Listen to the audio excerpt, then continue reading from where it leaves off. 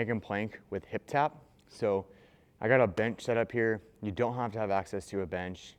If you're at a gym, it's ideal to use this, but at home, if you have limited equipment, you can use a chair, you can use the couch and keep your bottom leg bent.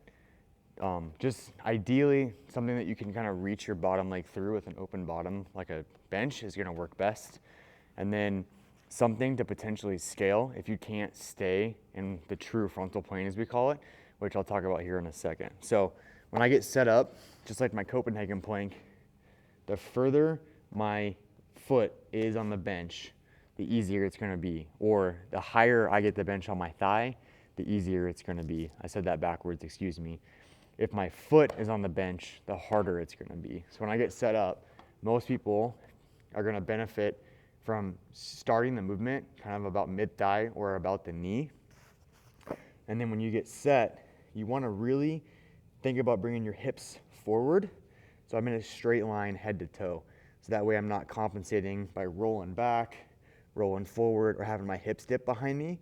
And what I'm doing is I'm trying to literally pivot at my hip. Come to my side, tap my hip to the ground, and come back up without twisting and without having my hips go back behind me.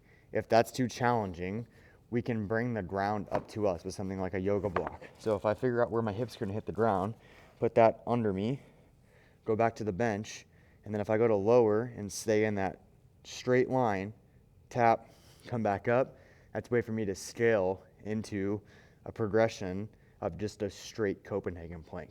And then if I wanted to make it really hard, I would get rid of the yoga block, and I'm gonna move out all the way to where the bench is at my foot, straight line.